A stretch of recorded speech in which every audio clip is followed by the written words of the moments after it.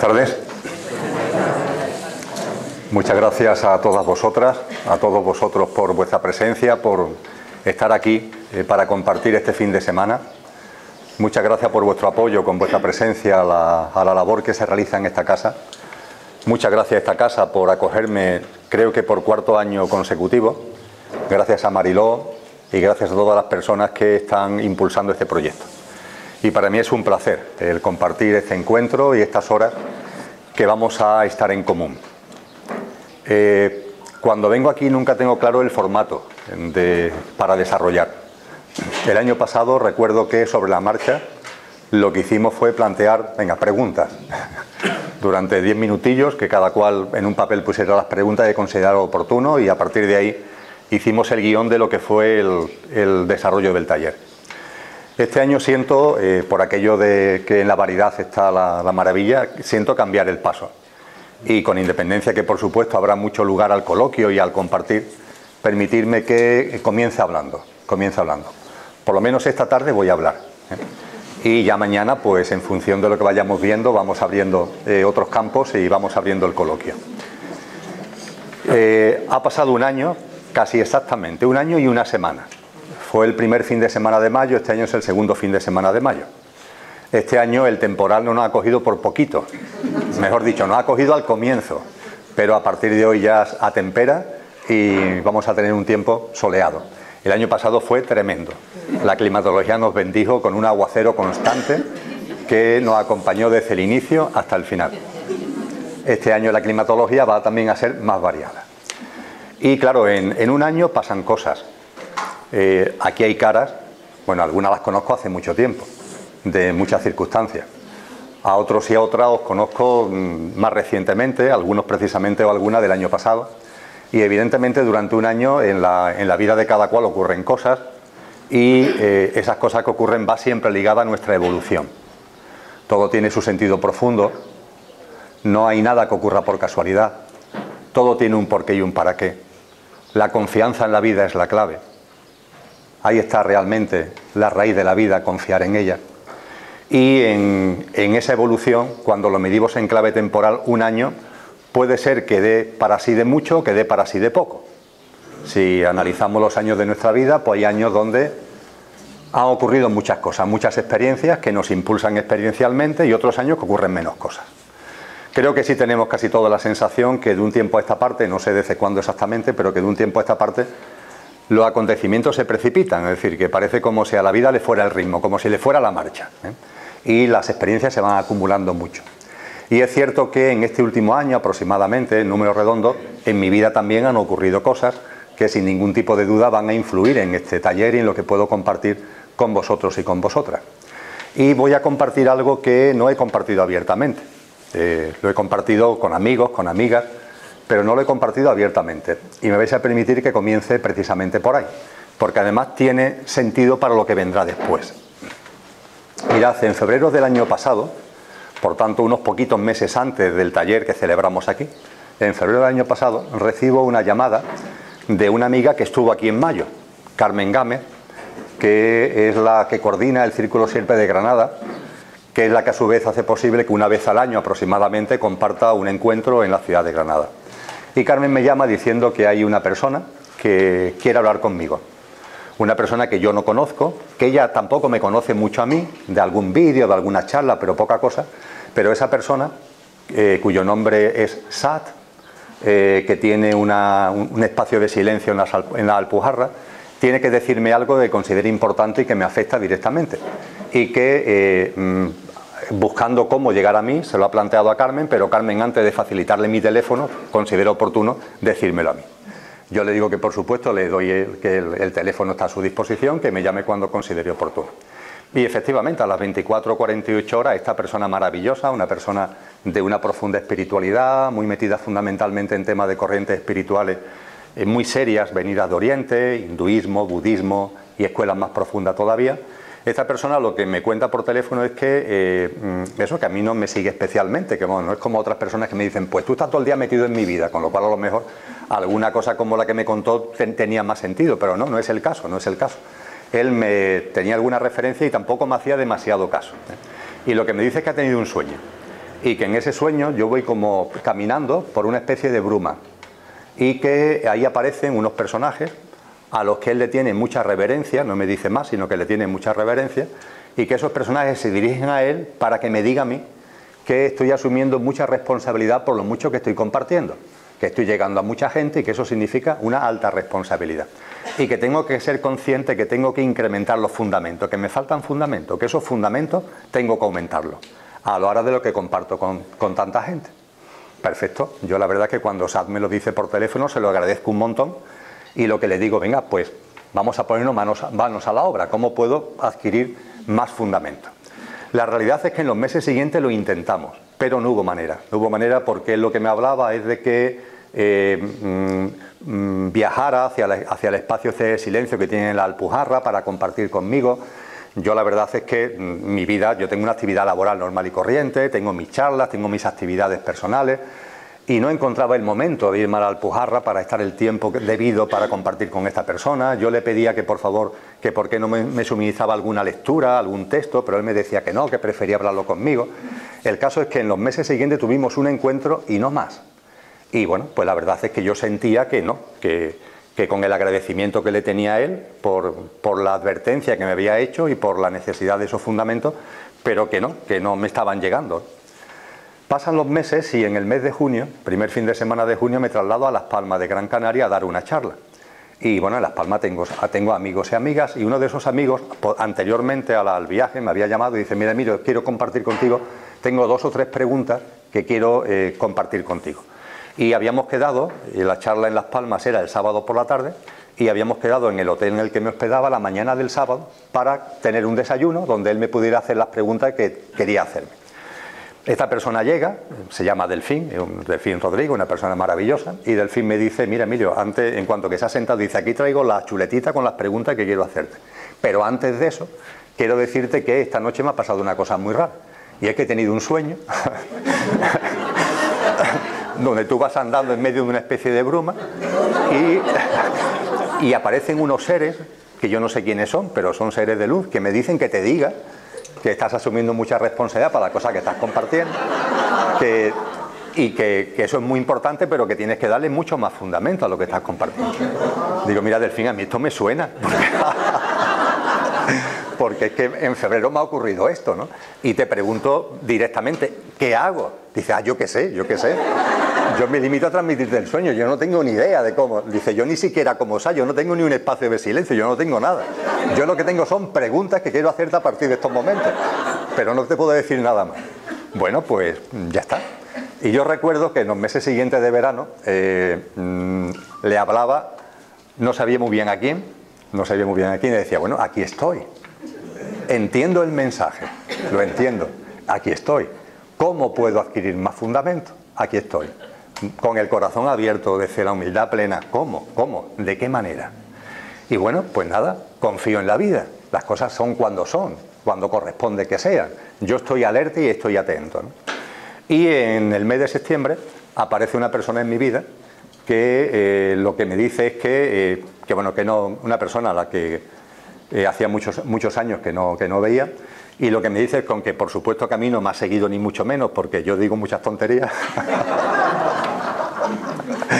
Lo que considera, por lo poquito que ha visto de algún vídeo, alguna cosa que ha leído, es que yo necesito mucho más fundamentos. Hombre, aquello dentro del desconcierto fue una buena noticia, porque por lo menos era alguien de carne y hueso que tenía delante, ¿no? Digo, bueno, esto ya no es un mensaje en sueño, esto es alguien que está delante, ¿no? Y entonces le digo, hombre, esto ya me suena, ¿no? Y la gran pregunta es, ¿cómo? ¿Tú sabes cómo? Y esta persona me dice, claro que lo sé. Y esta persona me abre una serie de puertas, me abre una serie de caminos, me abre una serie de conocimientos. Y bueno, desde ese momento, en estos meses, estoy bebiendo de esas fuentes. Y esas fuentes que están muy ligadas a lo que tradicionalmente se llama la teosofía, esas fuentes, pues claro, me están impregnando plenamente y me están sirviendo para darle más fundamento, y no solamente para darle más fundamento a cosas que compartía, sino para acceder a nuevas cosas, muchas de las cuales van a ir apareciendo durante el tiempo que vamos a compartir. Dicho esto, con la enorme tranquilidad de que no son inventos míos, con la enorme tranquilidad que no derivan de experiencias o de intuiciones que yo pueda tener, sino que deriva de esos fundamentos serios a los que he ido pudiendo acceder durante este último tiempo. Lo primero que quiero compartir con vosotras y con vosotros, y tiene que ver con algunas de las cosas que quedaron pendientes hace exactamente un año. De corazón a corazón. Y lo hago compartiendo, no para convencer a nadie. Y lo hago, insisto, no como Emilio, sino debido a esos fundamentos que mucha gente antes que yo han puesto sobre la mesa. Tenemos que ser conscientes que la humanidad atesora desde su origen, una sabiduría profunda, una sabiduría ancestral y enormemente profunda, que nos fue dada desde el inicio de la humanidad. Esa sabiduría siempre ha estado ahí. Nos ha acompañado permanentemente a lo largo de toda la historia de la humanidad. Siempre. Siempre ha habido seres humanos que han sabido beber de esa fuente. Siempre.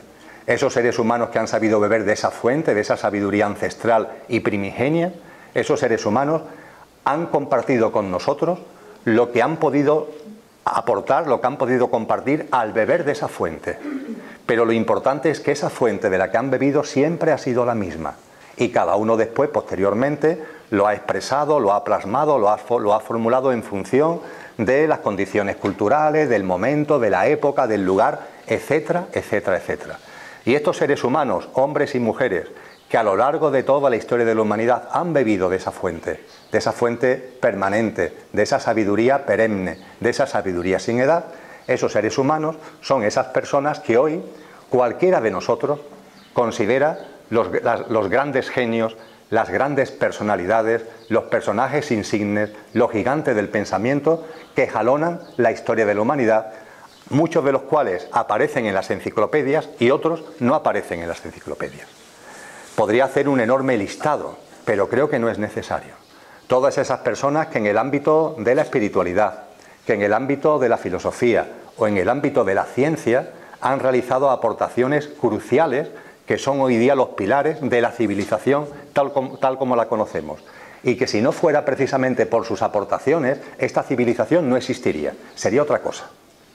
Ellos han sido capaces de beber de esa fuente, han sido capaces de compartir lo que han salido de cada uno de ellos al beber de esa fuente y han escrito libros, han conformado grupos y poco a poco, cada uno en su medida, cada uno en su forma, han ido aportando unos conocimientos y unos saberes que están ahí, son los grandes pilares de nuestra civilización. Y esto nunca ha sido fruto de la casualidad, porque no solamente contamos con esa sabiduría primigenia, no solamente contamos todos los seres humanos con esa sabiduría fundamental, sino que también contamos con algo muy importante. Y es que parte de estos seres humanos, no todos, pero parte de estos seres humanos, que han sido capaces de beber de esa fuente y que han sido capaces de compartirlo, también lo han plasmado en su vida. Han sido capaces de plasmarlo en su cotidianidad, en su vida diaria. Y al plasmarlo han experienciado un desarrollo espiritual muy potente. Tan potente como para haber alcanzado un nivel de desarrollo espiritual que desde luego no tiene nada que ver con el común de los mortales, que no tiene nada que ver con ninguno de nosotros, pero desde ese nivel alcanzado están en disposición ya no solamente de haber roto la cadena de encarnación, ya no tienen necesidad de volverse a encarnar, sino que desde un punto de vista de amor y desde un punto de vista de voluntariedad nos siguen acompañando continuamente, siguen estando con nosotros, siguen acompañándonos en nuestro paso para que la humanidad recorra el sendero de desarrollo espiritual y para que cada uno de nosotros seamos capaces de que todo lo que tenemos en embrión, todo lo que tenemos en potencia, como seres divinos que somos, en esa esencia y en esa naturaleza que todos atesoramos, se pueda plasmar en algún momento, algún día, de forma total. Ellos lo han conseguido y están aquí acompañándonos. En el ámbito oriental se le llaman los Mahatmas y hacen una labor continua y permanente de acompañamiento. El año pasado hablábamos de los Bodhisattvas, lo amplío y hablo de esos grandes maestros, de esos grandes Mahatmas que, repito, nos están acompañando. Y estos son dos enormes baluartes que tenemos a nuestro favor. Una sabiduría que está ahí, continua, permanente, para que bebamos de ella, como tantos otros ya han bebido. Tantos otros no, pero sí bastantes han bebido. Y además tenemos el acompañamiento, para colmo, de esos seres humanos que en su desarrollo espiritual han trascendido y han sido capaces de sacar a flote todo lo que como embrión, como esencia, cada uno de nosotros tenemos. Ese es un gran patrimonio, es un gran baluarte que todos y todas tenemos a nuestra disposición.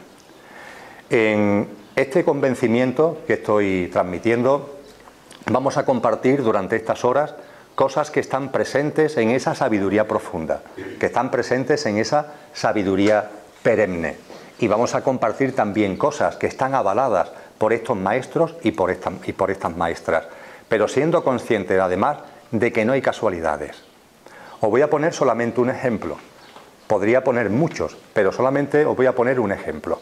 Voy a hacer mención a un gran filósofo, a un gran teólogo, en definitiva a un gran hombre del siglo XX, que sin embargo, estando reconocido en las enciclopedias, porque su nombre está en la enciclopedia, pero no es conocido por el gran público. No tiene el conocimiento público de otros grandes personajes. Me estoy refiriendo a Jaspers.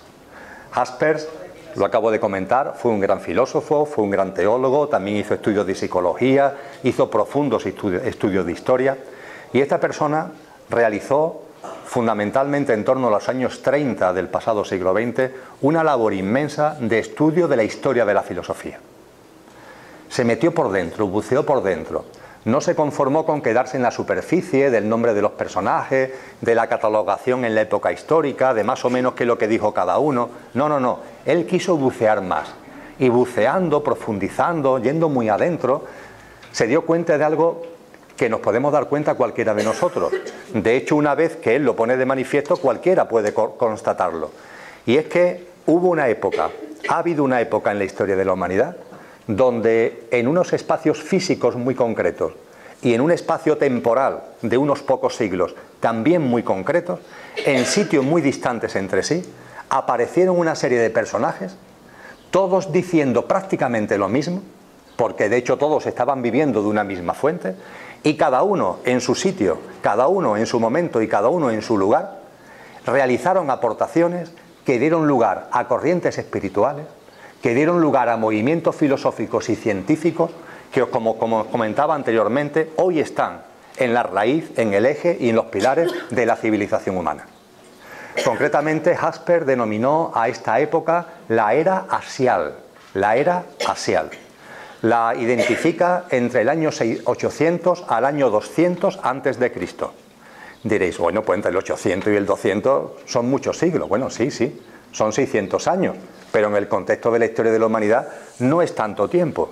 Pues bien, él se da cuenta que entre el año 800 y el año 200 antes de Cristo, en esos 600 años, en territorios que están todos ubicados entre el paralelo 20 y el paralelo 40, aparecen grandes personajes que, como os comentaba en su momento, desde el punto de vista espiritual, desde el punto de vista filosófico y desde el punto de vista científico, sin tener aparente conexión entre ellos, realizan aportaciones que dan lugar a movimientos espirituales, movimientos religiosos, corrientes científicas, corrientes filosóficas, que con el paso de no mucho tiempo, ¡pum!, se asientan y constituyen la seña de identidad de nuestra civilización. En ese paralelo entre el 20 y el 40 sucedió, por ejemplo, en China, en ese periodo histórico al que estoy haciendo referencia. En China apareció el confucianismo, en China apareció el taoísmo, en China apareció Lao Tse, en China aparecieron las escuelas de las 100 flores, en muy poco espacio de tiempo. Y las aportaciones que hicieron fueron aportaciones fundamentales para aportar a la civilización humana una nueva forma de ver las cosas, radicalmente distinta. Y la hicieron en ese espacio físico al que acabo de hacer referencia. No muy lejos de allí, pero se sabe que sin conexión histórica, porque en aquella época no había una conexión en comunicación como la que hoy existe, también ocurrió en la India. En la India ocurrió a través del desarrollo de los textos védicos y de los Upanishads. Ocurrió a través del jainismo, ocurrió a través del desarrollo del budismo y ocurrió a través de otra serie de escuelas que dieron lugar a aportaciones muy semejantes a las que se estaban dando en China, extremadamente semejantes, aunque adaptadas al proceso cultural propio de ese lugar. Y por supuesto el hinduismo, que surge de unas profundas raíces que tienen mucho que ver con esos textos védicos, con esos Upanishads a los que hacía referencia hace un momento. Pero es que también eso ocurre, y seguimos entre el paralelo 40 y el paralelo 20, eso también ocurre en un ámbito aparentemente muy distinto, que es el ámbito del Mediterráneo. Y dentro del Mediterráneo ocurre en 3 lugares, ocurre en 3 grandes espacios físicos. Ocurre en el Oriente Medio, fundamentalmente en lo que hoy denominamos Irán, con las aportaciones de Zoroastro y del zoroastrismo, enormemente parecidas a las corrientes espirituales chinas e hindúes que acabo de hacer referencia en muchísimos de sus fundamentos. Igualmente ocurre en ese ámbito del Mediterráneo en todo lo que son los grandes profetas hebreos, en todos esos de los que Jesús de Nazaret vivió tanto, a todos los que Jesús de Nazaret le agradeció tanto, Isaías, Ezequiel, Jeremías. Todos ellos también confluyen en esa época histórica, haciendo aportaciones fundamentales desde el ámbito espiritual y desde el ámbito filosófico. Y por supuesto, en este desarrollo, en estos espacios a lo que estoy haciendo referencia, dentro del Mediterráneo ocurre en la antigua Grecia, en la Grecia clásica, donde de golpe y porrazo surge esa pléyade. Sí, no, por favor. Por favor, un Hyundai blanco, modelo Hidalgo, y 30. Es una... Alguien tiene que salir de forma urgente y le están taponando el garaje. Hyundai blanco. Gracias, perdona. No, Mariló, por favor. Gracias. En este recorrido histórico, hablando del Mediterráneo, del zoroastrismo en lo que hoy conocemos como Irán e Irak, hablando de los profetas hebreos, hacía referencia ahora al pensamiento clásico, al pensamiento filosófico griego. Esos sabios griegos que la mayoría de nosotros un buen número tenemos en la cabeza y que realizaron un cambio radical en la percepción de las cosas, que fueron capaces, como le sucedió a ese gran maestro que fue Platón, de acabar con una trayectoria donde todo se basaba en el simbolismo para por primera vez establecer un razonamiento lógico, una capacidad de razonamiento de mente abstracta que permitiera ir mucho más allá de lo que hasta entonces había sido la forma de indagación y la forma de investigación por parte del ser humano. Y tantos otros filósofos, también mujeres filósofos, que podemos tener en la cabeza. Todo esto confluye en una misma época histórica en variación de muy pocos siglos y en espacios geográficos muy distintos. Y si escarbáis, podéis comprobar que las corrientes científicas, filosóficas y espirituales que surgen a partir de ahí están los fundamentos de nuestra civilización contemporánea. Y nada de esto es casualidad. Todo esto tiene un porqué, todo esto tiene un para qué. Como tiene un porqué y un para qué que en determinados momentos haya aparecido en la historia de la humanidad determinados conocimientos que ya estaban ahí. A veces estaban ahí durmientes y otras veces estaban ahí pero guarecidos en espacios muy pequeños, en grupos muy reducidos, que de boca a oído en muchos casos lo habían transmitido de generación a generación durante siglos y que consideraban que no había llegado el momento de compartirlo todavía con la mayoría de los seres humanos porque no estaban preparados desde el punto de vista espiritual, desde el punto de vista de mente abstracta, para que ese compartir pudiera llevar a cabo. Y sin embargo hay cosas de esos saberes que se ponen de manifiesto. Uno de los temas que voy a compartir, no va a ser el arranque, pero sí lo compartiré a lo largo del tiempo que vamos a estar juntos, es lo que tiene que ver radicalmente con el conocimiento de nosotros mismos. Ese conocimiento de nosotros mismos del que tanto se ha hablado, ese conocerse uno mismo del que hablaban como elemento crucial esos sabios de la Grecia clásica a lo que acabo de hacer mención, ese conocimiento de uno mismo conlleva el percatarnos de que somos mucho más que nuestro yo físico, espiritual y mental. Emocional y mental. Darnos cuenta que somos mucho más que eso. Eso también nos lo han dicho todos estos grandes hombres y todas estas grandes mujeres. Nos lo dijo, por ejemplo, Pablo de Tarso. Lo menciono porque quizás sea la formulación de nuestro conocimiento, del conocimiento de nosotros mismos, que en el ámbito occidental es más conocido y más reconocido. Lo dijo Pablo de Tarso cuando formuló aquello en sus cartas, en sus famosas cartas, donde dijo: somos cuerpo, alma y espíritu. Cuerpo, alma y espíritu. Date cuenta, tú no eres solamente el cuerpo, entendiendo el cuerpo por tu componente físico, emocional, mental. Tú eres mucho más. Y ese mucho más, él habla de alma y habla de espíritu. Tampoco en sus cartas profundiza mucho a la hora de diferenciar entre lo uno y lo otro, entre alma y espíritu. Pero ahí está dicho, ahí está dicho. A mí me gusta compartir que ese conocimiento de nosotros mismos es lo que nos lleva a darnos cuenta de que somos coche y conductor, conductor y coche. Darnos cuenta que efectivamente tenemos un yo físico, mental y emocional. Aquí estoy yo delante vuestra y estáis viendo mi parte física, estáis viendo mi parte emocional, que se está trasladando, que se está evidenciando por el énfasis que pongo en las cosas que estoy diciendo, por los gestos que estoy realizando, y también está mi parte mental, que se está vertiendo, por ejemplo, en las palabras que estoy compartiendo. Eso es lo que estáis viendo en estos momentos, mi componente físico, emocional y mental. Pero eso es solamente mi coche. Yo no soy eso, de la misma forma que vosotros no sois vuestro componente físico, mental y emocional. Somos mucho más, somos el conductor, ese espíritu, ese alma, seguro que entraremos en ello con detalle en el tiempo que vamos a compartir, ese espíritu, ese alma que ha encarnado en un coche, porque ese coche nos permite vivenciar la experiencia humana. Y por eso estamos encarnados en el coche, pero no porque seamos el coche, somos el conductor. Pues bien, esto a lo largo de la historia de la humanidad ha estado siempre presente. Lo formuló Pablo de Tarso, lo formularon los libros de los Vedas, a los que hacía referencia hace un momento. Ha estado formulado de muchas maneras, hablaron de ello los sabios de la Grecia clásica, habló Marco Aurelio en la época romana. Siempre han hablado de que no somos solamente la parte física, que somos mucho más. En las escuelas iniciáticas, por ejemplo, en las escuelas de misterio de la antigua Grecia, que eran anteriores al ámbito de los sabios griegos, muy anteriores, en la escuela de Loisis, en otras escuelas de misterio, ya se enseñaba una formulación, un acercamiento a lo que realmente somos muy compacto, muy lleno de contenido. Y también se estaba realizando en muchas escuelas de Oriente y de Extremo Oriente, pero se mantenía en grupos reducidos, no se abría al gran público. Y lo que se enseñaba en esas escuelas es lo que hoy día, por los motivos que voy a comentar en un momento, se conoce como la constitución septenaria del ser humano. La constitución septenaria del ser humano. El tomar conciencia en el conocimiento de nosotros mismos, que cada uno de nosotros somos uno. Claro, no estamos locos, no estamos esquizofrénicos, pero tenemos 7 aspectos. Los que me han escrito de estas cosas los llaman principios. Tenemos 7 principios. Y algunos, para hacerlo más evidente, habla de 7 cuerpos o de 7 vehículos. No solamente tenemos un cuerpo físico, sino que tenemos en total 7 elementos que nos constituyen. Y estos 7 elementos que nos constituyen dan lugar a la denominada constitución septenaria del ser humano, que, como os comentaba hace un momento, está recogida desde la noche de los tiempos en multitud de escuelas iniciáticas, pero que nunca se había abierto, nunca se había expuesto de una forma clara, de una forma abierta para el conjunto de la humanidad. La primera vez que esto acontece es a finales del siglo XIX.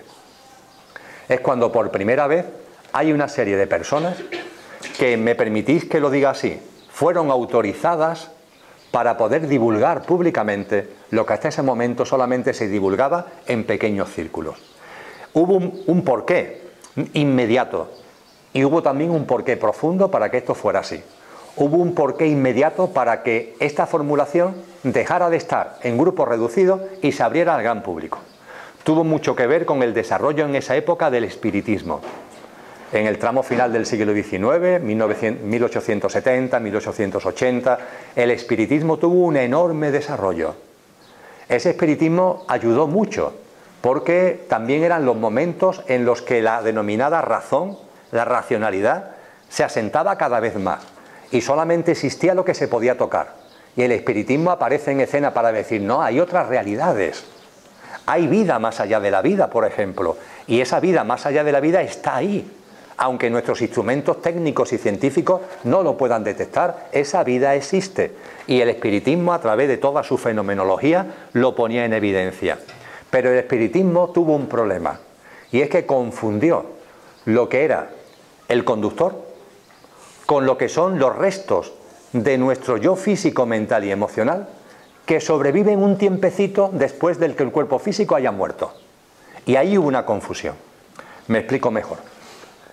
Desde el punto de vista de nuestro yo físico, mental y emocional, cuando el yo físico muere, todos sabemos que eso ocurre, ¿verdad?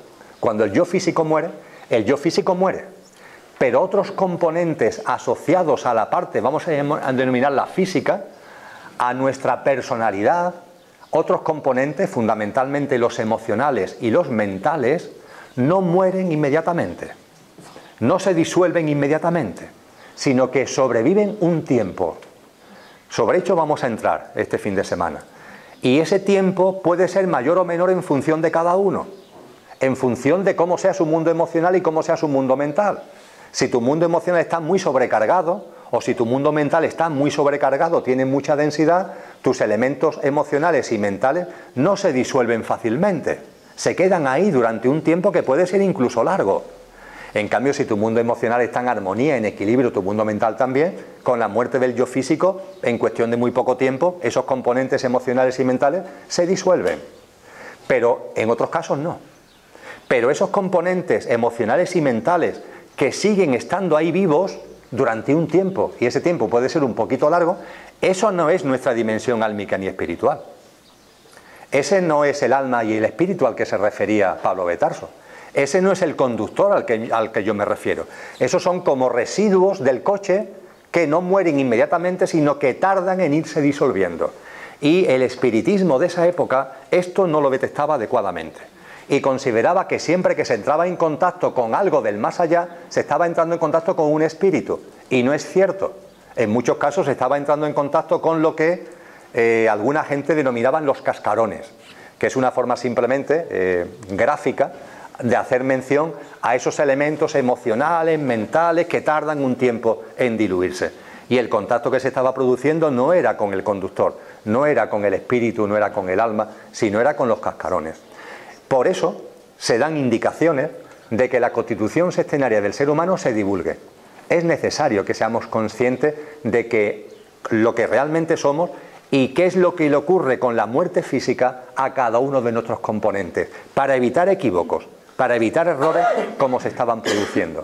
Y de la misma forma, sin ningún tipo de duda, si esta fue la razón inmediata, hubo también una razón profunda, y es que era también momento. Si no, nos hubiera dado. Era también momento, por el desarrollo espiritual de la humanidad, de que esto, que se había quedado ahí en grupos reducidos, en grupos minoritarios, ya se formulara de manera abierta.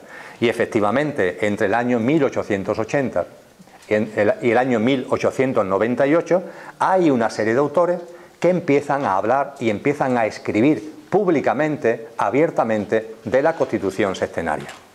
La primera persona en hacerlo, os suena sin ningún tipo de duda, fue Elena Blavatsky, que empezó a escribir de ello en Isis sin velo y en otra serie de textos que empezaron ya a dar los primeros vislumbres acerca de esta Constitución sextenaria del ser humano.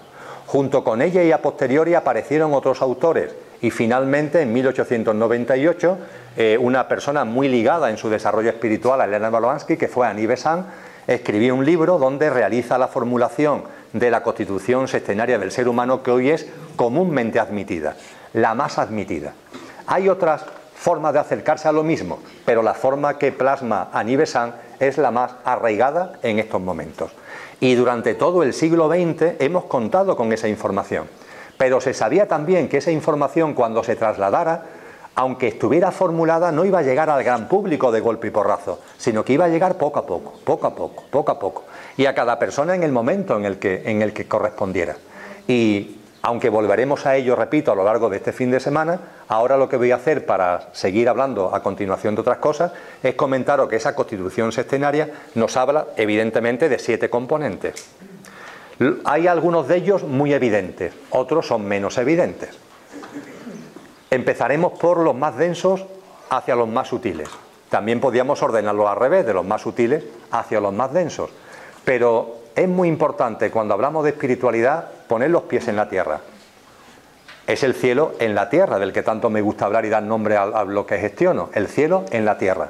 Entonces, permitirme que comience haciendo referencia al más directamente relacionado con la tierra y a partir de ahí vaya incrementando el nivel desde el punto de vista de su sutilidad. El primer componente es el componente de nuestro cuerpo físico denso. Cuerpo físico denso. ¿Qué es eso del cuerpo físico denso? Esto. Miraros en el espejo y lo vais a ver, es lo primero que veis. Guardar silencio, sentaros y lo primero que vais a percibir de vosotros mismos, lo primero que vais a percibir de vosotras mismas es vuestro cuerpo físico. En la forma de sentaros, en el cosquilleo que pueda aparecer en cualquier parte del cuerpo, en el movimiento del mismo, en los gestos, ahí está el cuerpo físico. Es el más obvio, es el más evidente. Aunque sea evidente, se nos pasan desapercibidas cosas muy importantes con relación al mismo. Lo compartiremos. Cosas muy importantes. Junto con el cuerpo físico denso hay, y esto ya sí que no es tan evidente, aunque hay gente que lo ve, hay otro cuerpo físico. Vosotros, vosotras y yo tenemos otro cuerpo físico.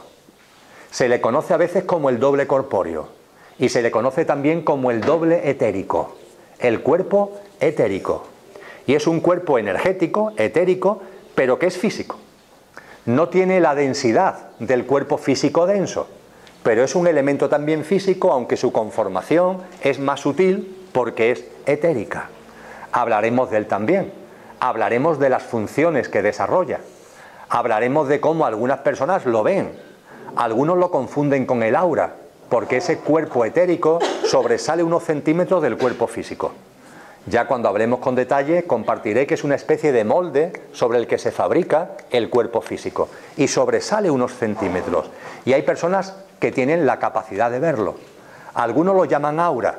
No es el aura, es simplemente el cuerpo etérico, que sobresale un poquito al estar en el trasfondo del cuerpo físico. Hay gente que los ve en el cementerio, porque cuando el cuerpo físico denso muere, el cuerpo físico etérico rompe su relación con él. Fijaros, para que el cuerpo físico denso muera, es imprescindible que el cuerpo físico etérico deje de enviar energía vital al cuerpo físico. Y ahí se produce la muerte. Y esto no es tan raro, lo encontráis descrito incluso en un libro del Antiguo Testamento de la Biblia, que es el Eclesiastés. El Eclesiastés habla de algo que en la tradición esotérica se habla mucho, y que lo encontráis en el Eclesiastés, que es el cordón de plata. El cordón de plata. Ese cordón de plata es lo que une al cuerpo etérico con el cuerpo físico etérico con el cuerpo físico denso. Y eso del cordón de plata no es que haya un cordón de plata, sino que hay un flujo energético reluciente, resplandeciente, que aquellos que tienen la capacidad de verlo ven como un cordón plateado. De ahí lo del cordón de plata. Y lo que sabemos es que cuando ese cordón se corta, significa que el fluido vital que del cuerpo etérico pasa al cuerpo físico ya deja de fluir. Y al dejar de fluir, el cuerpo físico muere. Esto llega al punto de que puede ser que el cuerpo físico denso tenga ya apariencia de muerte, incluso con paradas de corazón. Pero si el cordón de plata no se rompe, si el cordón de plata sigue fluyendo, realmente no ha muerto. Esto explica muchas experiencias cercanas a la muerte, donde parece que el cuerpo ha muerto, y es verdad, el cuerpo físico tiene ya síntomas, signos de haber muerto, pero no se ha cortado el cordón de plata. El cuerpo etérico le sigue emanando vitalidad y por tanto no está muerto, con lo cual se puede producir después lo que se produce en las experiencias cercanas a la muerte, y es que vuelve a la vida. Y cuando el cordón de plata muere... ¿El cordón de plata, perdón, Emilio, sí, es solo un punto de unión o son muchos puntos de unión? Son muchos puntos de unión, son muchos puntos de unión. Al mucho lo asocian a los chakras, lo hablaremos a ellos posteriormente. Aunque hay un punto central, lo comentaremos con tranquilidad, que va directamente al bazo. A la altura de nuestro bazo es donde está la conexión fundamental entre nuestro cuerpo físico y nuestro cuerpo físico etérico.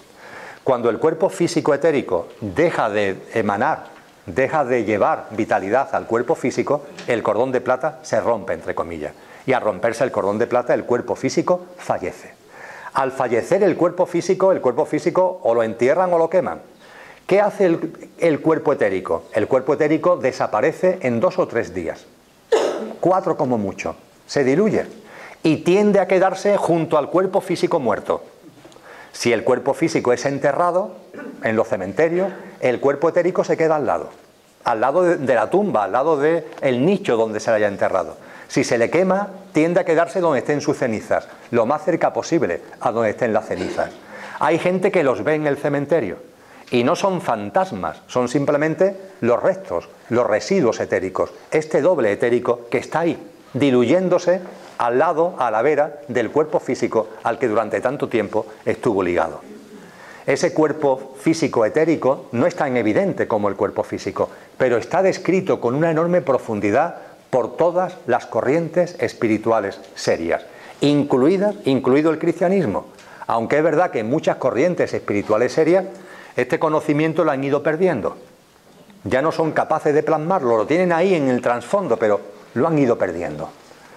Cuerpo físico denso, cuerpo físico etérico. Ya llevamos 2, de los 7 ya llevamos 2.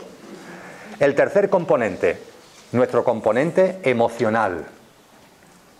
Sencillo, ¿verdad? Todos tenemos emociones, deseos, sentimientos, sensaciones. Ahí está. Es un mundo de cada uno que lo conocemos medio bien, porque entre otras cosas nos suele dar mucha lata, ¿verdad? Sobre todo en determinadas épocas de nuestra vida. Las turbulencias emocionales. Esa situación de auténticas tormentas emocionales que podemos vivir. Ahí está. Lo conocemos bien. Como le pasa al cuerpo físico, realmente no lo conocemos tan bien. Hablaremos de ello para conocerlo mejor. Vamos a conocerlo mejor durante este taller. De la misma forma que conoceremos un poquito mejor a nuestro cuerpo físico y conoceremos nuestro cuerpo etérico. Pero ese aspecto emocional, que algunos por seguir la terminología lo llaman vehículo o cuerpo emocional, es nuestro tercer componente. También está llamado a morir. No es imperecedero, pero en función de su frecuencia vibracional, fijaros, en función de su frecuencia vibracional, cuando sucede la muerte del cuerpo físico, ese cuerpo emocional, ese aspecto emocional, puede ser que tarde más o menos en diluirse. Cuando nuestro cuerpo emocional está muy sobrecargado, muy densificado, su frecuencia vibracional es densa y eso hace que tarde en diluirse. El tiempo que el cuerpo físico tarda en diluirse sobrevive en un plano que no es el físico, aunque está en relación con el físico. Y es un plano que os suena, seguro que os suena, el plano astral. También tenemos que hablar del plano astral.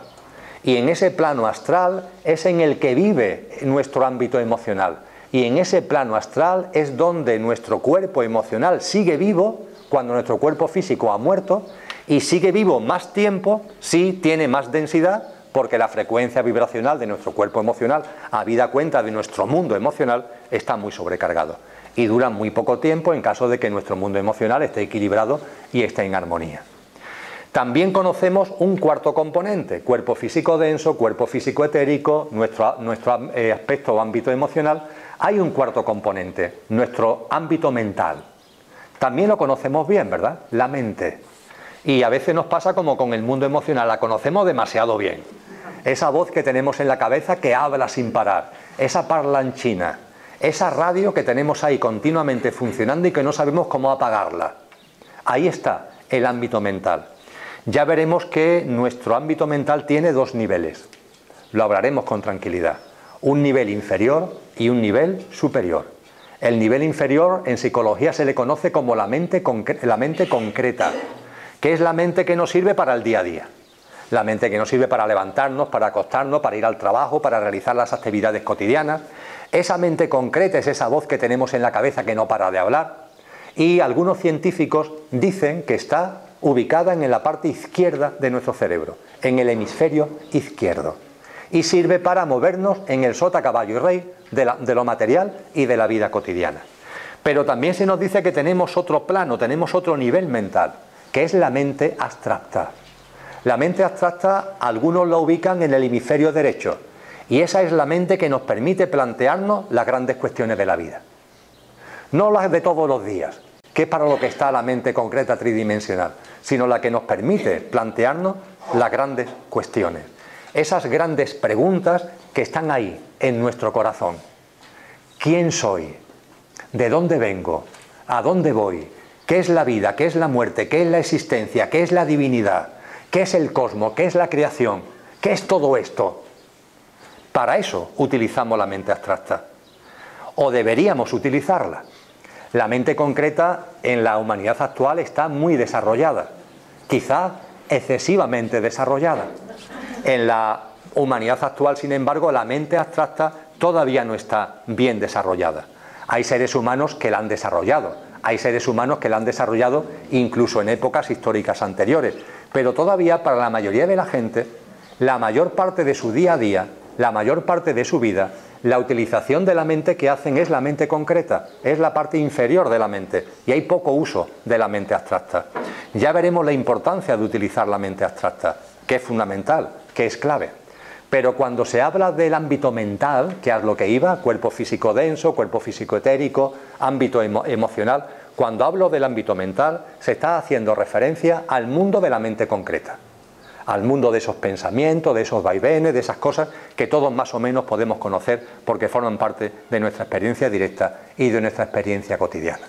Y ese aspecto mental le pasa como al emocional. Está llamado a disolverse cuando muere el cuerpo físico, pero puede durar un tiempo.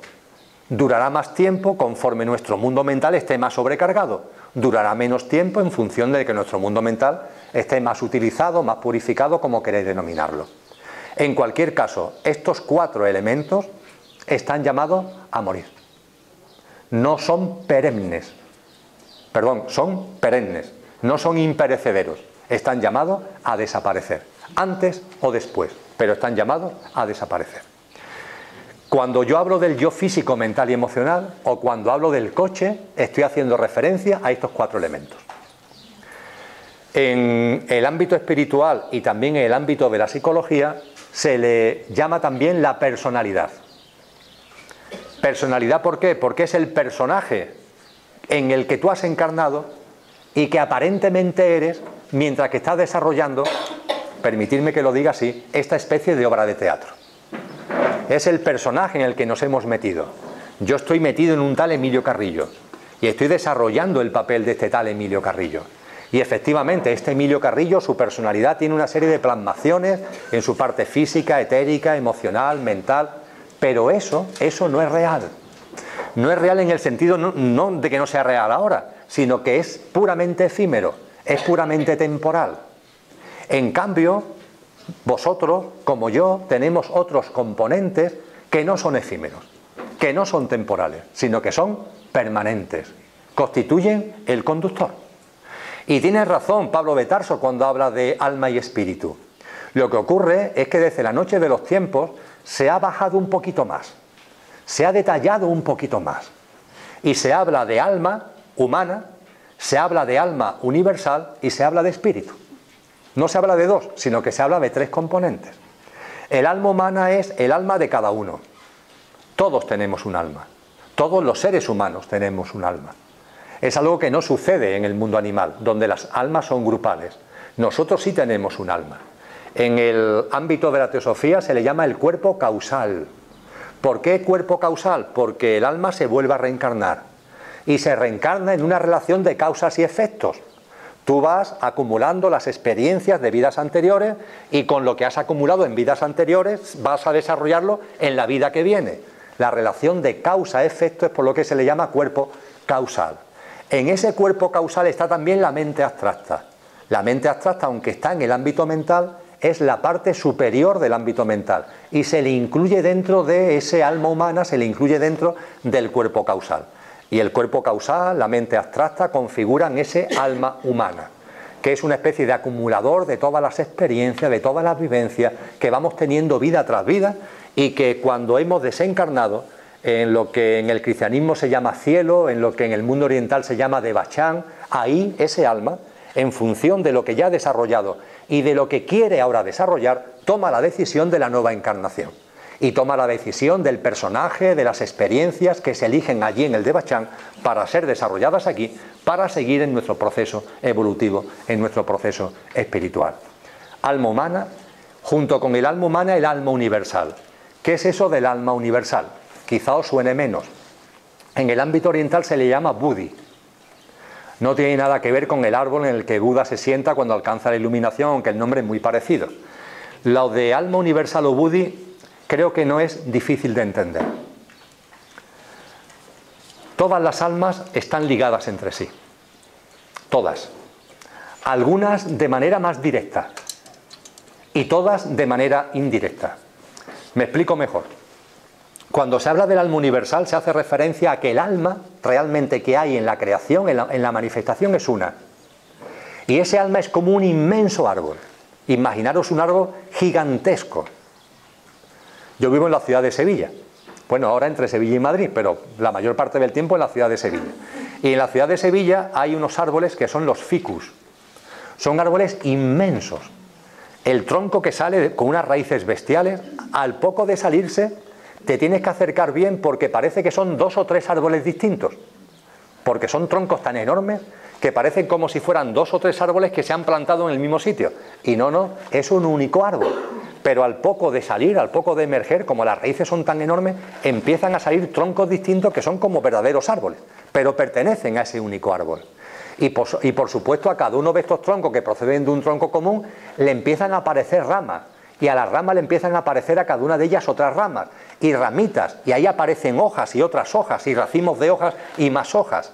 Pues bien, el alma humana, la que cada uno tenemos, son como las hojas de ese árbol único, de ese gran árbol. Sí, existe cada una de ellas, cada hoja es cada hoja, pero su existencia está realmente integrada y pertenece a un tronco común, a un alma universal que es este Buddhi. Y por tanto vuestra alma como la mía están integradas en esa gran alma universal, en ese elemento búdico que es muy importante, también lo veremos en el proceso de nuestro desarrollo espiritual. Y por fin está el espíritu, claro, el espíritu al que se refería Pablo de Tarso, el espíritu al que los orientales se refieren con el nombre de Atma. ¿Y qué más da el nombre, verdad? Lo cierto es que ese espíritu sí que es uno. Ahí no hay posibilidad ninguna de división. Ahí no hay ningún tipo de dualidad ni de separación. Pero de una forma aparentemente incomprensible, siendo uno, está en cada uno. Siendo uno, está en cada uno. Y esto lo formuló muy bien el cristianismo original. El cristianismo actual ya no lo formula adecuadamente, porque con el paso del tiempo hay cosas que se olvidan. Pero traigo a vuestra memoria ese pasaje memorable sacado del Nuevo Testamento, concretamente de los Hechos de los Apóstoles, donde nos narran lo que sucedió el día de Pentecostés, después de la muerte, entre comillas, de Jesús de Nazaret, donde el grupo de primeros cristianos, 120 hombres y mujeres, por cierto, muchos más mujeres que hombres, ese primer grupo de primeros cristianos que se autodenominaron Camino como nombre de grupo, ese grupo se dice que recibe, activa o siente la presencia del Espíritu Santo, de la célebre paloma, de la célebre llama, que le permite hablar distintas lenguas y que le permite un discernimiento y que le permite un conocimiento absolutamente sobrenatural. ¿Qué es eso del Espíritu Santo?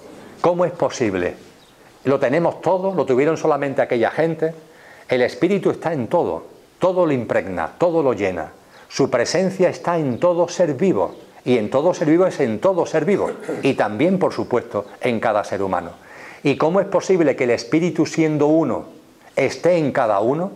El ejemplo que ya he compartido aquí en talleres anteriores, el ejemplo que mejor sirve para vislumbrarlo, es muy sencillo. Estamos en esta habitación, un buen número de personas, y esta habitación tiene un aire que todos estamos respirando. Si no lo hiciéramos, estaríamos muertos. Aquí hay un aire que es uno, ¿verdad? Y todos estamos respirando. El aire evidentemente es uno. ¿Veis que por algún sitio haya un trocito de aire que ponga Toñi, que es el que ella va a respirar? O que ponga Miguel, que es el que Miguel va a respirar. O que ponga Lisette, y Lisette es la que la va a respirar. No, el aire es uno. Punto. Ahora bien, en la medida en la que cualquiera de nosotros lo inspira, el aire entra en mí. Y entonces yo puedo decir que el aire es mío, que el aire soy yo, que el aire está en mí. Hombre, ninguno estamos tan locos como para hacerlo, pero lo podríamos hacer. El aire es uno, pero está en cada uno, en la medida en que lo estamos inspirando. Bueno, pues el Espíritu, que es uno, está en cada uno. Y la definición de Espíritu Santo es esa es la definición. El Espíritu, que es uno, en cada uno. Y esto lo ha reflejado muy bien el cristianismo, y lo han reflejado, por supuesto, muchísimas corrientes espirituales después y antes que el propio cristianismo. Y a esto es lo que se hace referencia con espíritu. Y el espíritu, o Atma, Buddhi, o alma universal, y el cuerpo causal, o alma humana, son 3 componentes que hay que sumar a los otros 4. Son 3 componentes que se caracterizan porque con la muerte no mueren. Esos sí siguen vivos. Esos son imperecederos. Y en el conocimiento de nosotros mismos vamos a entrar ahí. vamos a entrar en ello y vamos a analizar, aunque sea de una forma esquemática, los fundamentos básicos, las grandes señas de identidad de cada uno. Lo he sacado ahora a colación para poneros de manifiesto un elemento concreto, que es la Constitución sextenaria. Podía poner otros muchos ejemplos, que ha aparecido formulado públicamente hace poco más de 100 años, aunque estaba siendo transmitido en grupos minoritarios y en corrientes iniciáticas desde la noche de los tiempos. Y se consideró que había llegado el momento, por un lado porque las malas interpretaciones del espiritismo estaban provocando algunas equivocaciones y porque el momento evolutivo de la humanidad ya también lo aconsejaba para que se hiciera la formulación pública. Y todo esto tiene que ver con esa sabiduría primordial que atesora la humanidad desde la noche de los tiempos, y con esa sabiduría que también a lo largo de la historia de la humanidad esos grandes personajes que han jalonado nuestro devenir histórico han sabido beber de ella y han hecho una labor enorme de compartir, de divulgar, de escribir, de conformar grupos desde el ámbito, y ya con esto cuando lo formule pasamos a otro aspecto, desde el ámbito espiritual, filosófico y científico. Y permitidme que ahí, antes de seguir, me detenga un poquito.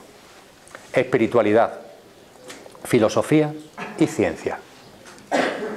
Si analizamos la historia de los últimos siglos, incluso de los últimos milenios, en la historia de la humanidad, estos tres campos han estado siempre a la greña, siempre peleándose entre sí. Por ejemplo, el científico despotricando del espiritual, y el espiritual despotricando del científico, y el filósofo despotricando de los dos y los otros dos despotricando del filósofo, como en una especie de guerra abierta. Esto se debe simplemente al mundo de los egos y al dogmatismo. Creo que no hace falta tener una mente abstracta muy desarrollada como para darnos cuenta que la filosofía, la espiritualidad y la ciencia persiguen lo mismo, exactamente lo mismo. Tienen que ver con esas grandes preguntas que se hace el ser humano y que intenta darle respuesta. Y la ciencia, la filosofía y la espiritualidad no son sino formas distintas de buscar esas respuestas, pero siendo distintas están intrínsecamente unidas, por más que a lo largo de la historia de la humanidad hayan estado en conflicto. ¿Qué es lo que hace un científico? Escudriña las grandes preguntas. ¿Qué es lo que está haciendo, por ejemplo, la física o la astrofísica moderna? ¿Qué es lo que hace? Preguntarse de dónde viene el cosmos, de dónde viene el espacio, cómo está configurado el espacio, de dónde viene la vida, dónde va la vida. Las grandes preguntas. La ciencia intenta responder esas grandes preguntas. ¿Qué es lo que ha hecho y lo que sigue haciendo la filosofía? Plantearse reflexivamente, filosóficamente, las grandes cuestiones existenciales. Aunque a veces las respuestas que haya son tan tremendas como la que condujo a Sartre a hablar de la náusea de la nada y a quererse suicidar. Pero lo hizo desde una indagación profunda acerca de estas preguntas existenciales.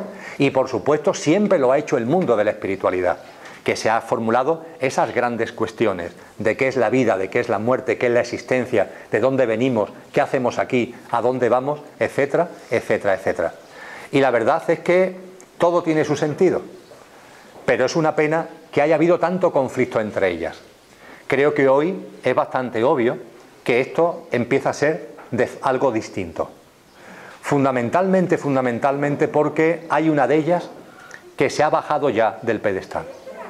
Hay una de esas tres grandes campos, filosofía, ciencia y espiritualidad, hay uno de ellos que ya por fin se ha bajado de esa especie de pedestal, de altar al que se había subido y que la llevaba a hablar de manera dogmática. Me estoy refiriendo a la ciencia. Bueno, yo creo que más bien la han bajado, que se ha bajado. Bueno, sí, todo tiene su porqué, todo tiene su porqué. Hoy día la ciencia, como todos sabemos, está viendo cosas, está llegando a conclusiones que inevitablemente a muchos científicos lo están llevando al ámbito de la espiritualidad. No de la espiritualidad desde el punto de vista religioso, sino desde la espiritualidad desde el punto de vista profundo, de lo que siempre ha estado ahí. Yo creo que a ninguno se nos escapa que ahí hay un tronco común en todas las religiones. Creo que a ninguno se nos escapa. Después cada religión, en función de su época, en función de su momento, en función de su ámbito geográfico, lo ha formulado de una manera o de otra. Y muchas de estas religiones han ido derivando en dogmatismos que han hecho que se olviden de lo que saben. Y ese dogmatismo es lo que ha conllevado que las religiones vayan por un lado, pero lo cierto es que ahí hay un tronco común de espiritualidad. Y ese tronco común espiritual es el que hoy le está llamando la atención a muchos científicos. También pasó ya en el siglo XX, también le pasó a Einstein, que ya empezó a buscar en las corrientes espirituales la respuesta a lo que no encontraba en el espacio, a lo que no encontraba a través de los instrumentos científicos, empezó a buscarlo ya en el ámbito de la espiritualidad y hoy está llevando a la ciencia a hablar de consciencia. Es una preciosidad, la ciencia hablando de consciencia, porque empieza a percibir que, por ejemplo, y solamente es una de las cosas que nos están diciendo, empieza a percibir que lo observado depende del observador. Y que por tanto la toma de conciencia del que observa está modificando la realidad que le rodea. Toma del frasco carrasco. Y eso, claro, obliga a romper las percepciones materiales, materialistas, la filosofía materialista que durante tanto tiempo ha atenazado a la ciencia. Esa filosofía materialista es la que hoy está la humanidad a punto de dejar atrás. Y lo está haciendo desde el ámbito espiritual, que siempre lo ha hecho, lo está haciendo desde el ámbito filosófico, que también en una gran parte de la historia de la humanidad grandes filósofos lo han hecho, y lo está haciendo también, por fin, desde el ámbito científico. Hoy nos dice la ciencia que la única característica conocida de la materia, la única que realmente conocemos, es su insustanciabilidad. Es decir, que la materia es cualquier cosa menos materia. Ya sabemos que no es materia. Ahora tenemos que ver, cuando ya nos damos cuenta que no es materia, qué es lo que es. Puntos de información que vibran, vibración subyacente, no lo sabemos muy bien. Claro, si te va a los libros herméticos, si te va a los principios herméticos, si te va a esos textos que según Platón existían en el templo de Sais 9000 años antes de la época de Platón, y está escrito en los diálogos de Platón, si te vas a los diálogos de Platón y haces casos a eso, y te vas a esos textos herméticos que tienen miles y miles y miles de años, uno de los principios clave del hermetismo es todo vibra. El universo es vibración. Mira por dónde es lo que hoy nos está diciendo la astrofísica más avanzada. No sabemos lo que es. Lo que sabemos es que lo que hay subyacente en todo es vibración. Y de ahí la célebre teoría de cuerdas, que no es otra cosa, el nombre de teoría de cuerdas se debe a que ahí hay una cosita que está vibrando. No sabemos muy bien, dice la ciencia, de dónde viene ni a dónde va, pero es lo que da sitio a lo que llamamos materia. Claro, cosas como esta lo que están ayudando es que por fin ya podamos prever una síntesis entre lo filosófico, lo espiritual y lo científico que va a aportar una apertura enorme en la evolución espiritual y en la evolución en general del ser humano. Y en eso estamos, en eso estamos. Pero llegado a este punto, permitirme que cierre esta especie de introducción y hable un poquito de consciencia. El término ha salido y me gustaría que esta tarde todo lo que tiene que ver con la consciencia, con lo que es su conceptualización, lo pudiéramos desarrollar para que ya mañana en el coloquio pudiéramos ya ir por los derroteros que veréis oportuno. Hay una enorme confusión entre conciencia y consciencia. En otros idiomas no hay esa confusión. ¿Por qué? Porque no existen las dos palabras, solamente existe una. Por ejemplo, en inglés solamente existe la palabra conciencia, no existe la palabra conciencia. Pero es divertido que cuando se leen textos escritos en inglés, contemporáneos y antiguos, en muchos casos la palabra conciencia en inglés es traducida como conciencia en castellano. Y hay un lío. No sé, ahora por ejemplo, a finales de agosto se celebra en Barcelona el Congreso Europeo de Teosofía, que está dedicada a la conciencia. Y hablándolo con ellos digo, bueno, pero ¿a qué queréis hacer referencia? ¿A la conciencia o la consciencia? Dice, no, queremos hacer referencia a esto. Digo, pues esto no es conciencia, esto es consciencia. Con lo cual, por favor, ponedle en el cartel una S, porque si no estamos llamándonos a la equivocación.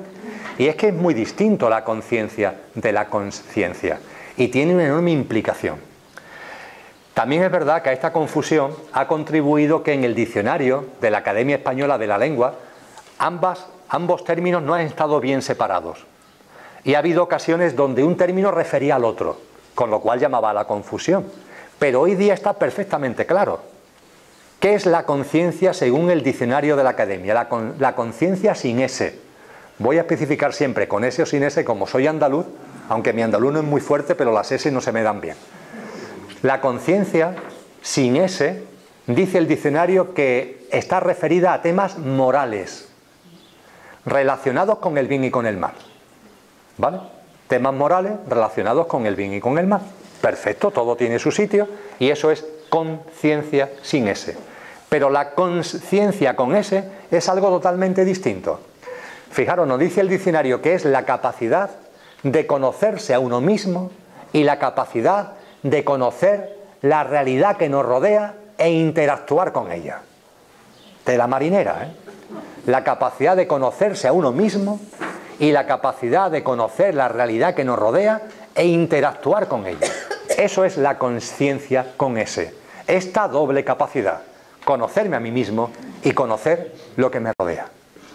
No tiene nada que ver con apelativos morales, con cuestiones morales del bien y del mal. Eso va por otro lado. Es verdad que el desarrollo en conciencia, hablaremos de ello ahora, tiene implicaciones en la conciencia. Os pongo un ejemplo. Cuando se habla del medio ambiente, se habla de que está aumentando la conciencia medioambiental, sin S. Se habla de que está aumentando la concienciación, sin S, medioambiental. Pero claro, la concienciación, sin S, medioambiental, está aumentando porque hay un desarrollo en conciencia. Y como hay un proceso consciencial que está en evolución, es por lo que mira por donde, aplicado ya a la vida cotidiana y a cuestiones éticas y morales, hay una mayor conciencia sin S medioambiental. Pero donde yo quiero poner el énfasis es en conciencia con S. Conocernos a nosotros mismos y conocer la realidad que nos rodea. Ahí es donde quiero poner el acento.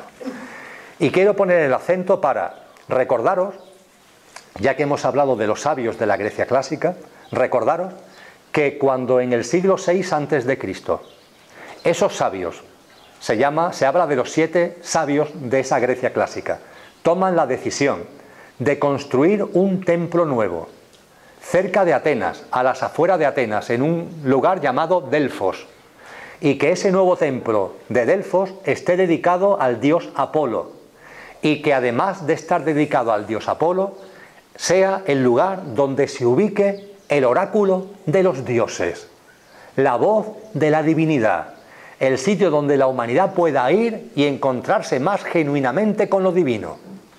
Y se ponen en marcha y construyen ese templo. Y cuando lo han terminado de construir, llegan a la conclusión de que en la entrada tienen que poner algo.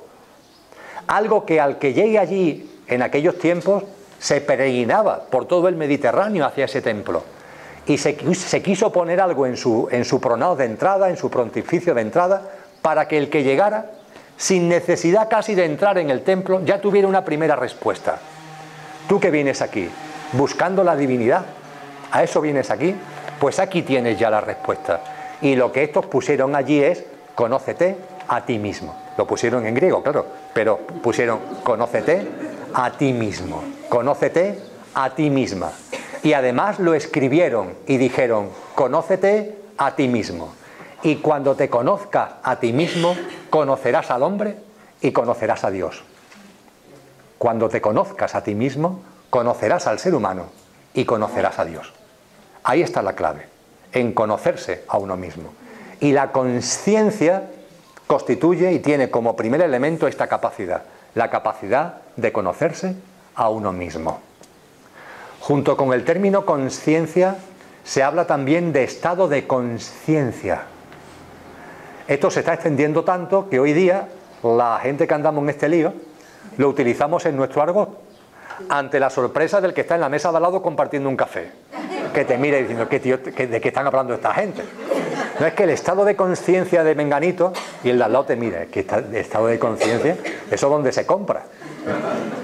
Cada vez se utiliza más eso de estado de conciencia. El estado de conciencia que, pues nada, todos sabemos que cada uno tiene su forma de ver la vida. Ya está. Como la conciencia es el conocimiento de uno mismo y el conocimiento de la realidad que nos rodea, el estado de conciencia es la visión, la percepción que cada uno tiene en cada momento de su vida del mundo, de la vida, de la suya y de la vida de los demás, de las cosas, de la divinidad, de la muerte. ¡Clac!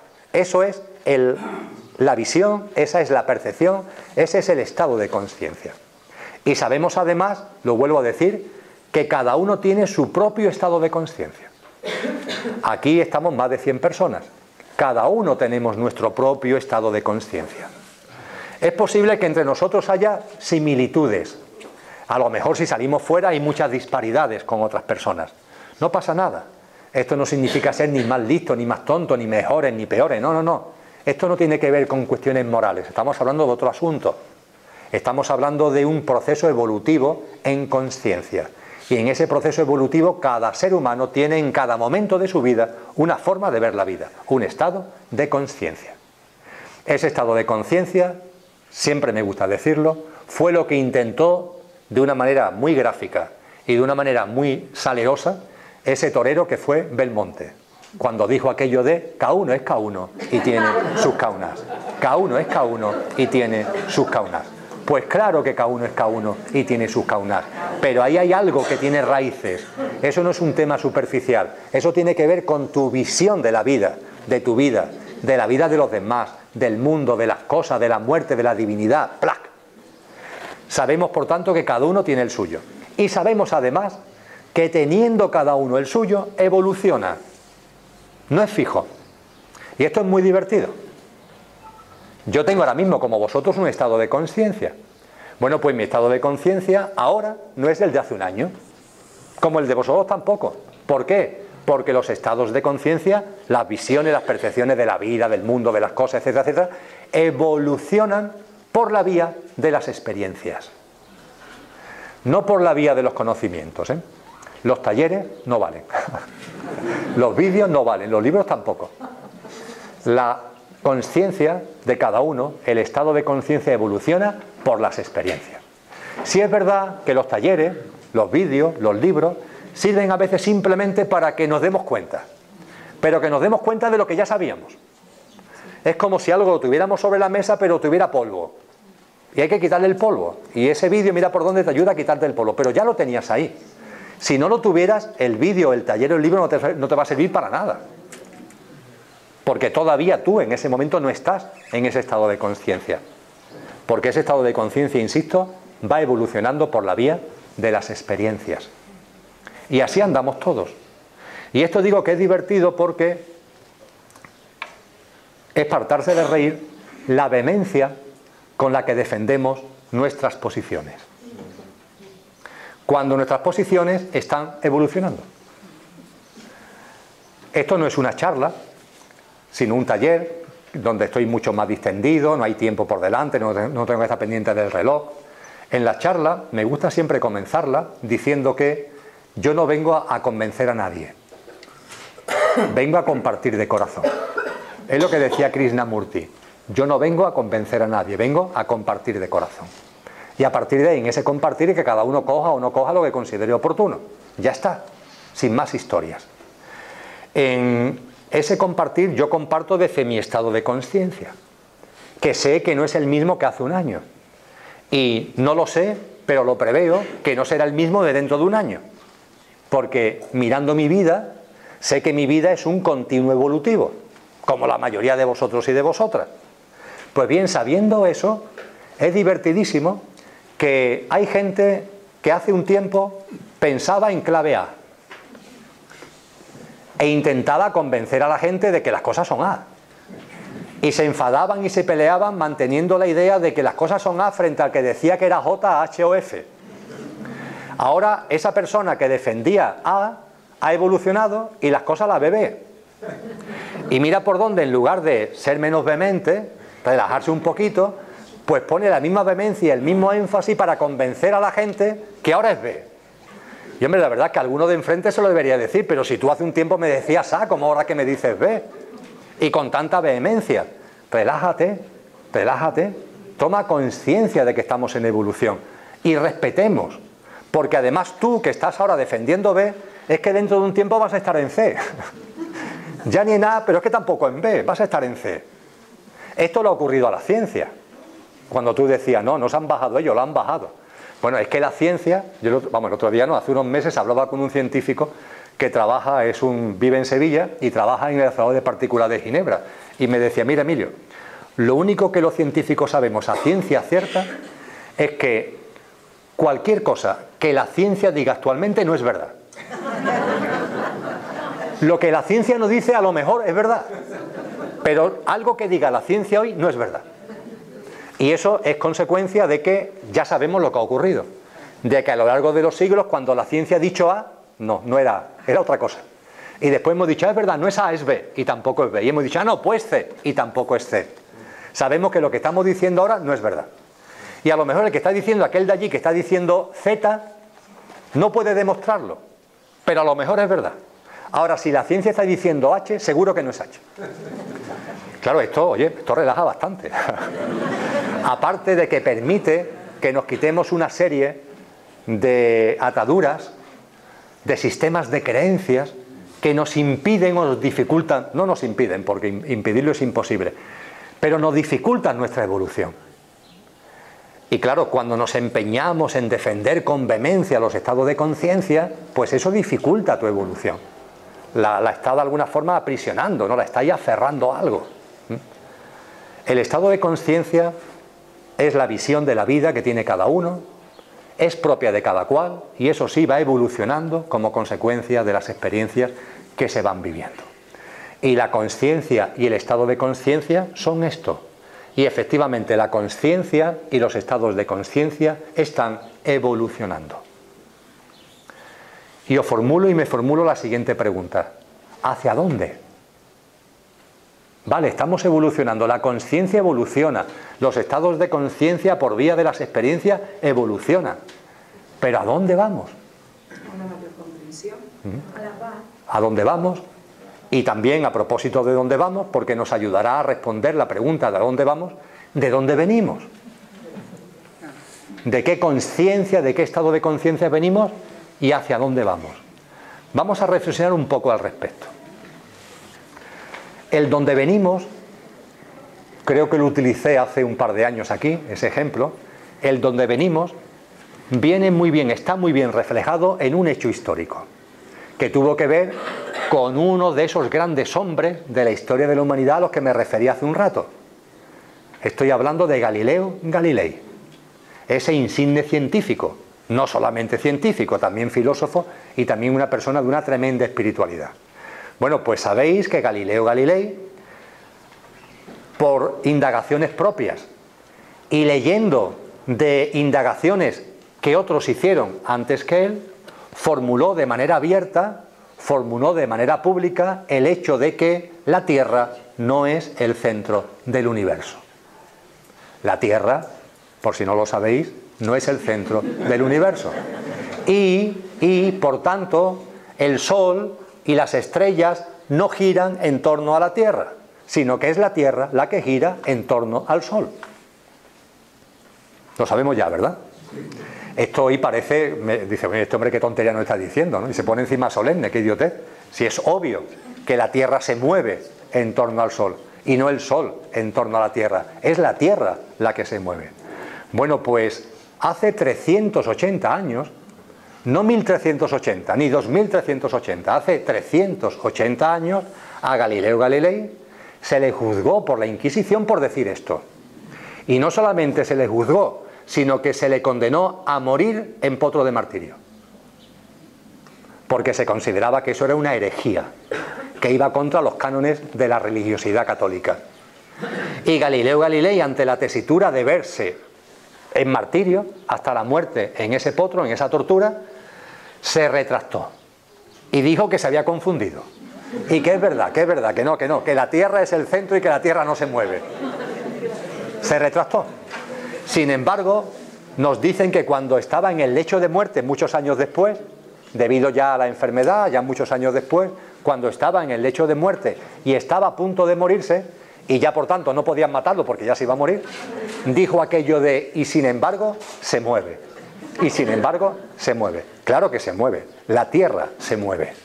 Esto lo sabemos hoy todos, vamos, cualquier niño del jardín de infancia lo sabe. Bien, pues siendo así, sabiendo todos hoy que la Tierra no es el centro del universo, reflexionar acerca de cuántas personas creen que ellas son el centro del universo. Tela marinera, ¿eh? Pero tela marinera. cantidad de gente que sí, que se ha enterado que es verdad que la Tierra no es el centro del universo. Pero yo sí, ¿eh?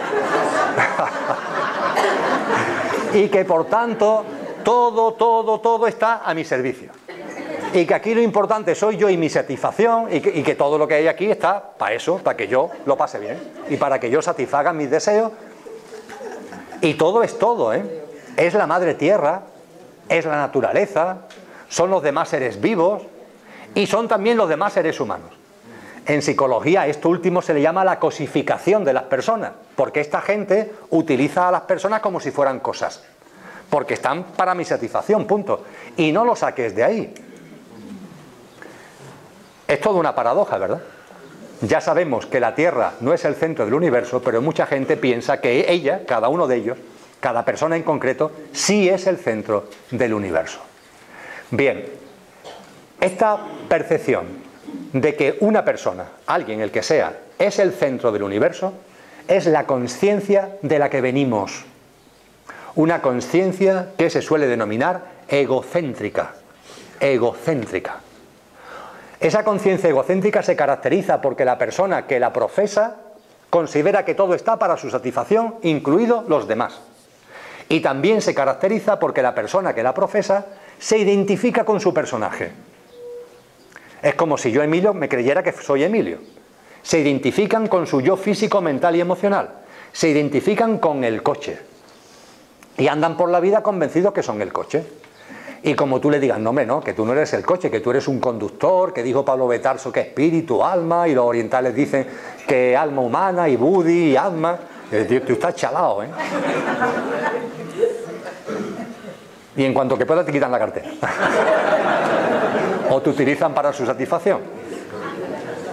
Esa es la conciencia egocéntrica, ¿eh? Y de ella venimos. Esto es muy importante que no lo olvidemos, ¿eh? Y que lo recordemos. En ella hemos estado todos.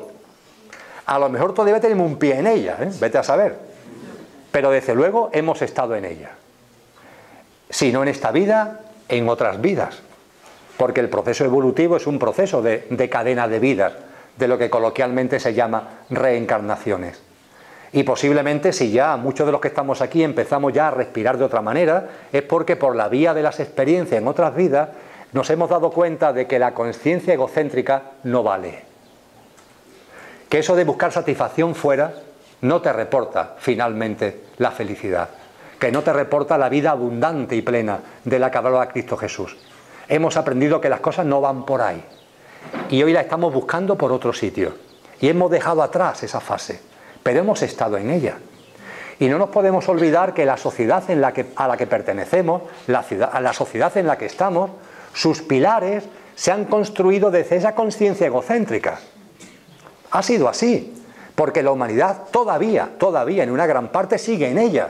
E históricamente durante los últimos siglos y milenios ha estado mayoritariamente en ella. Y eso significa que nuestras instituciones, nuestra economía, nuestra forma de vivir en sociedad, etcétera, etcétera, ha bebido de esa conciencia egocéntrica. Hoy hay mucha gente que me dice, Emilio, yo es que la sociedad tal como es, la economía, la política, yo es que eso no va conmigo. Vale, no va contigo porque tú ya en tu conciencia vas por otro lado. Pero claro, estos pilares sociales, como se han construido en la conciencia que se han construido, siguen siendo todavía así. Y posiblemente les quede un tiempo. Yo no soy adivino y no sé si va mucho tiempo o poco tiempo, pero posiblemente le quede un tiempo. Pero es cierto que sentimos que ya no van con nosotros. ¿Por qué sentimos que ya no van con nosotros? Porque nosotros ya empezamos a vivir, a sentir, a percibir una conciencia distinta. ¿Qué conciencia es? ¿A qué conciencia vamos? Venimos de la egocéntrica, ¿vale? Pero ¿hacia dónde vamos? Difícil ponerle un nombre. Unidad. Claro, frente al egocentrismo, parece que la tendencia sería a romper ese egocentrismo y tener cada vez una mayor percepción de unicidad. Me gusta utilizar una frase, una expresión sacada de un gran místico del siglo XX, todavía vivo, aunque muy mayor, al que todos, creo que de una manera u otra, lo conocemos aunque sea de oída. Me refiero a ese monje benedictino que ha hecho tanto por la expansión de la práctica del Zen en Europa, que es Willy Geiger. autor de libros como La ola es el mar. Pues bien, Willy Geiger habla de una conciencia transpersonal. Transpersonal. La palabra no está en el diccionario, creo, ¿eh? Pero, hombre, nos aporta alguna pista. Frente al egocentrismo que está cerrado en el yo, aquí se nos invita a que vamos a una conciencia que salta la barrera del yo y se acerca al otro, se acerca a los demás, rompe ese muro. Sin duda ninguna el yo, la percepción del yo, ha sido un éxito en la evolución de la humanidad. Pero como todo está en evolución, creo que a la mayoría de los que estamos aquí, a muchas personas que sigan el vídeo de Mindalia, etcétera, no se les escapará que hoy se ha convertido en un obstáculo. Esa percepción del yo, ese descubrimiento, ese tocar ese yo, ha sido muy útil, pero hoy día se ha convertido en un obstáculo para nuestro proceso conciencial, para nuestra evolución, el de cada uno y el de la humanidad en su conjunto, hasta el punto de que por esa conciencia del yo estamos poniendo en serio peligro la supervivencia de la propia humanidad, porque hemos desarrollado descubrimientos científicos y tecnológicos de una enorme envergadura que tienen que ser gestionados desde una conciencia distinta, y que como esos descubrimientos científicos se han gestionado desde una conciencia egocéntrica, hay un alto grado de probabilidad de que ello origine acontecimientos y situaciones que pongan en solfa la supervivencia de la propia humanidad.